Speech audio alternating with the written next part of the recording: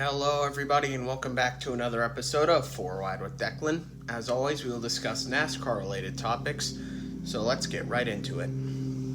Our first topic is TNT having a subpar broadcast for the Chicago street race.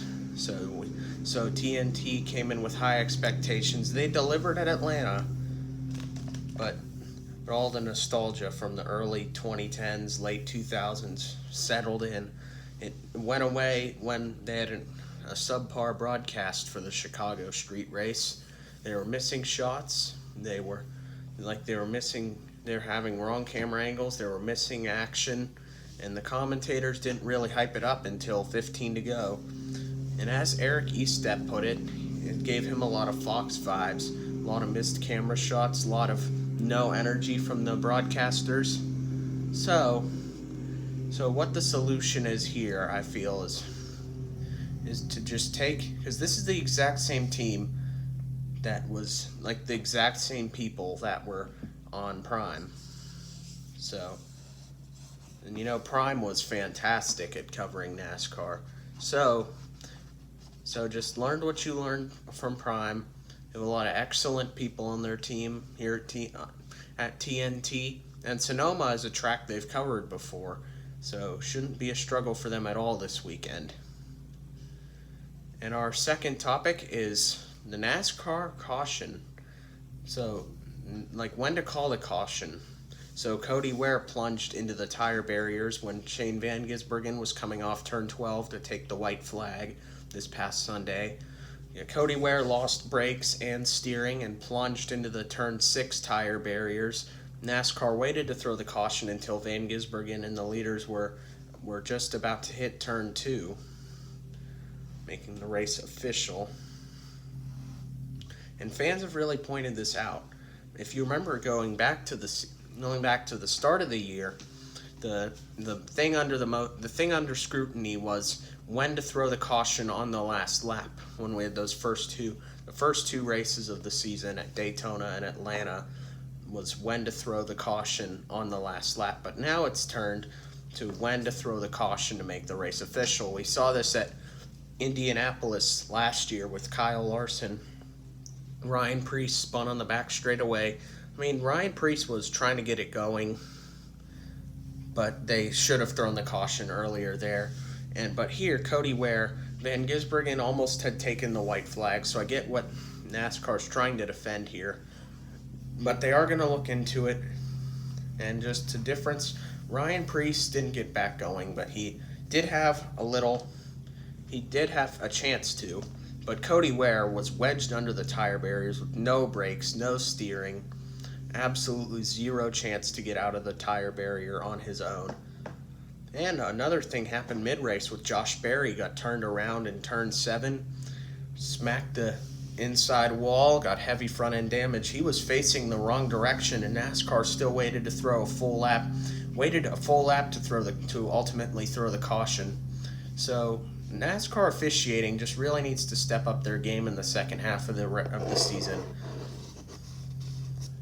in my opinion. But I think they will, because they are looking into it and making changes if needed. And the third topic this week is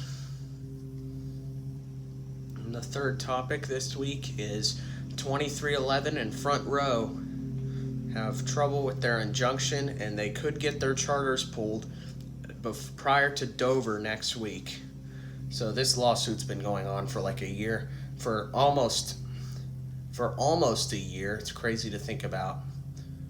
This lawsuit's been going on for almost a year, like 3/4 of a year. And they could get their charters pulled as soon as Dover. I think 2311 Racing's got a point. And Front Row, they've got points that neither one of them have found victory lane. Front Row's had a bit of a lame duck year as a team in general. 2311, two of their cars, they don't have any wins, but two of their cars are above the playoff cut line with Tyler Reddick and Bubba Wallace. So this would be very interesting to see what would happen. Would NASCAR just take their charters and delete them, or would they give them a chance to try and appeal? Or do you think 2311 and Front Row will appeal and attempt to get full ownership of their charters back?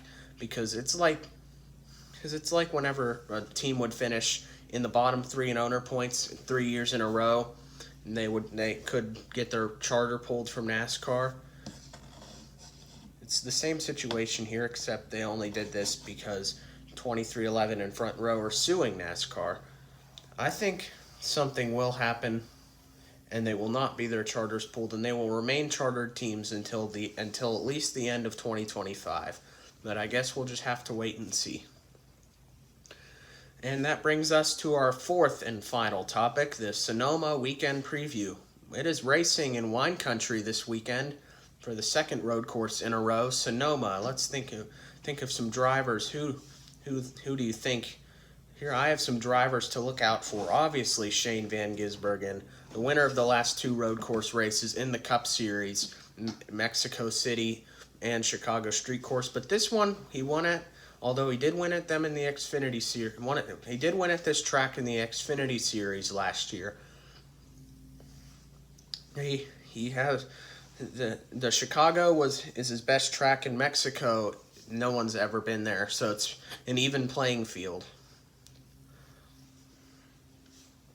So I think someone not named Shane Van Gisbergen will win this weekend. Who could that be? I think Christopher Bell, obviously an excellent road racer. Kyle Larson won this race last year. The best driver and then the best driver in the next gen era at Sonoma has been Chris Buescher, who finished second in 22, fourth in 23, and third last year. So I think those are some drivers to look out for this weekend.